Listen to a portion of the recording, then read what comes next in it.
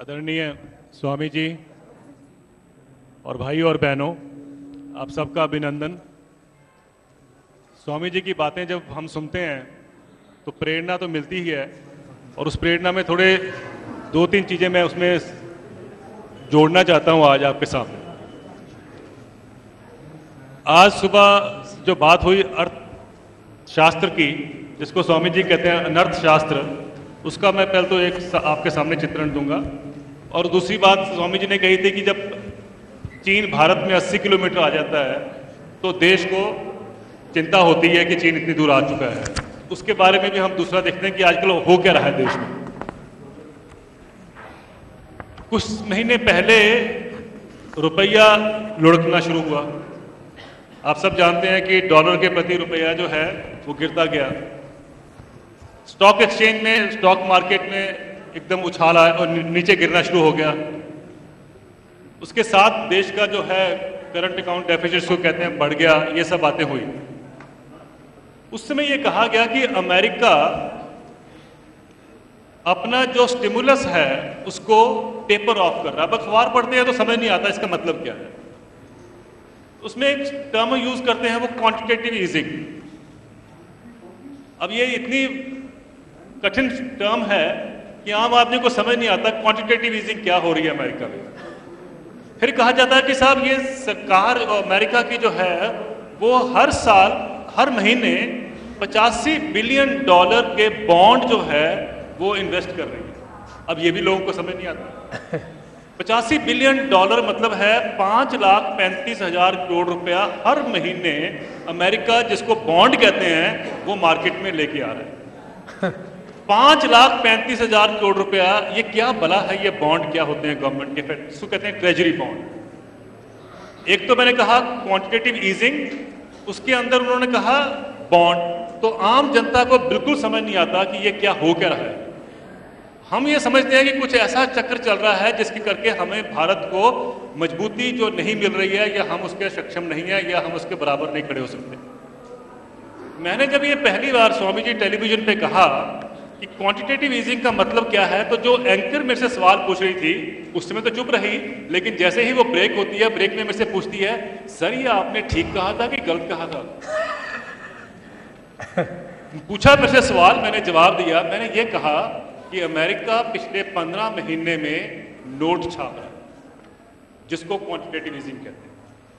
उनकी हालत इकोनॉमिक इतनी खराब हो गई तो उन्होंने उसको ठीक करने के लिए नोट छापने शुरू कर दिए। डॉलर प्रिंटिंग हो रही है, जिसको इकोनॉमिक टर्म्स में क्वांटिटेटिव ईजिंग कहते हैं, जो ना आपको समझ आती है, ना हमें समझ आती है, और ना ही हमारे देश के पॉलिसी मेकर्स को समझ आती है। हम ये सब मान रहे हैं कि कोई बहुत बड़ा काम हो रहा है अमेरिका में। अमेरिका कुछ नहीं कर रहा, नोट छाप रहा है। वो डॉलर छाप रहा है, और वो डॉलर छाप के वो मार्केट में डॉलर फेंक रहा है। वो डॉलर जो है वो भारत में आते हैं, हमारे स्टॉक मार्केट में लगते हैं, हमारे स्टॉक मार्केट बढ़ जाती है। हम कहते हैं कि देश में ग्रोथ हो रही है, देश में प्रगति हो रही है, लेकिन वो इसलिए हो रही है क्योंकि वहां का जो नोट छप रहे हैं वो हमारे देश में आके इन्वेस्ट हो रहे हैं, तो हमें लगता है कि देश की ग्रोथ हो रही है। अगर 5,35,000 करोड़ रुपया दुनिया में वो जो सारा इन्वेस्ट हो रहा है, स्पेशली 3 देशों में हो रहा है, ब्राजील, भारत और साउथ अफ्रीका में, तो तीनों की जो इकोनॉमी है आज ऐसी लड़खड़ाई हुई है कि जैसे ही वो पैसा वापस जाएगा तो वो सारे के सारे धराशायी हो जाएंगे। अब ये कहा जा रहा है कि भाई जनवरी से वो 10 बिलियन डॉलर कम छापना शुरू करेंगे। 10 बिलियन डॉलर मतलब हुआ 60,000 करोड़ रुपया वो कम नोट छापेंगे। उससे पहले ही कहते हैं ना, वहाँ अगर थोड़ा सा उनको जुकाम होता है तो यहाँ पर छींक आनी शुरू हो जाती है। तो भारत में सारी इकॉनमी में अभी से छींक आनी शुरू हो गई है कि वो 60,000 करोड़ रुपये जो कम छापेंगे वो, और वो उसका भारत में क्या असर पड़ेगा। समझना हमें ये है कि एक देश दुनिया की सारी अर्थव्यवस्था को गड़बड़ा रहा है सिर्फ इसलिए क्योंकि वो नोट छापे, और जिसको हम लोग यहाँ पर जिस भाषा में कहते हैं क्वांटिटेटिव ईजिंग। तो ये जो एक भाषा का चक्र है, ये भी हमें समझना है।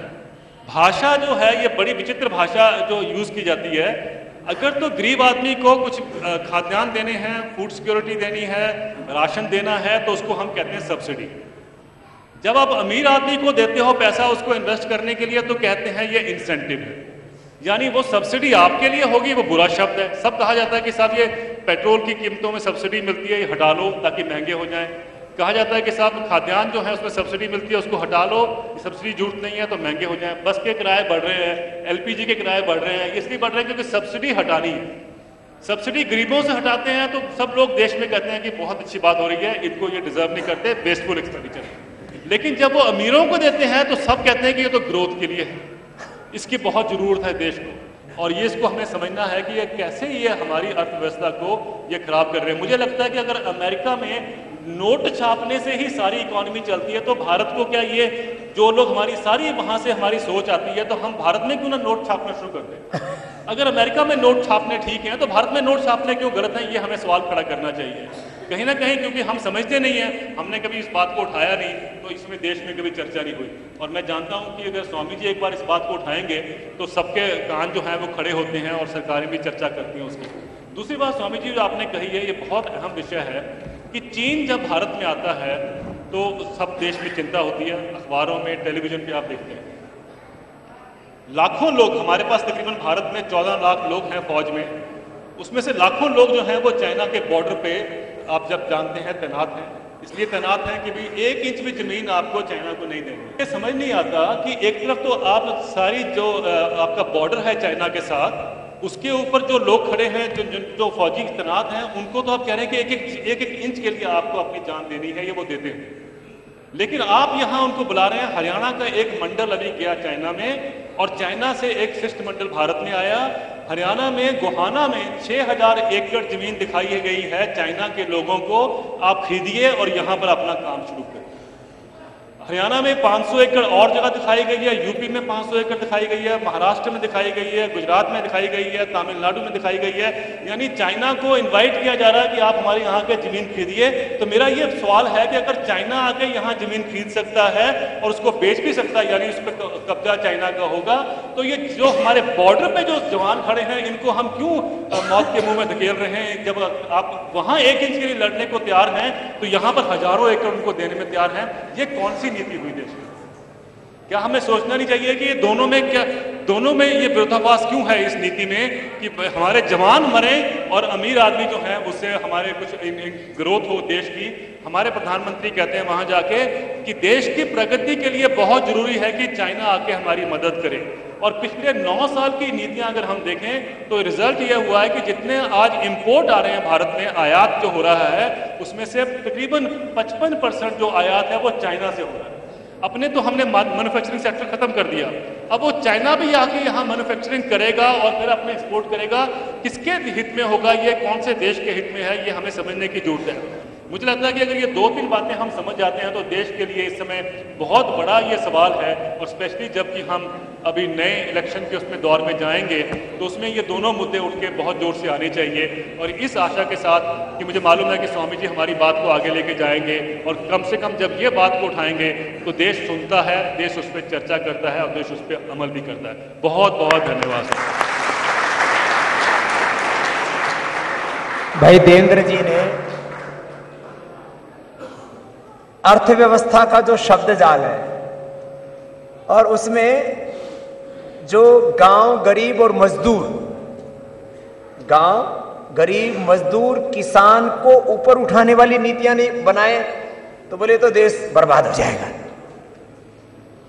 और अमीर आदमी को हजारों लाखों करोड़, वो तो एक तो बोला ही नहीं जो हमेशा ही बोलते हैं, हर साल 5 लाख करोड़ रुपए की सब्सिडी देते हैं इन अमीरों को। कितने की? 5 लाख करोड़। उसके ऊपर कभी भी आपने सुना कोई बहस? अभी हम एक बहुत बड़ा मंच बना रहे हैं कि हर दिन देश की पॉलिसीज के ऊपर डिस्कशन होगा और उसके लिए एक बहुत बड़ा हमने सेटअप बनाया है। और कोई नहीं दिखाएगा तो कोई बात नहीं, हम उसको आस्था पर दिखाएंगे। पॉलिसी डिस्कशन न्यूज चैनलों पर पॉलिसी डिस्कशन नहीं होता, उसमें तो 2-4 चेहरे बैठा लेते हैं, उससे अपना एड रेवेन्यू आ जाए और अपना जो है छपास दिखास का काम अखबार और जो है दूसरे मीडिया में होता रहे, बस।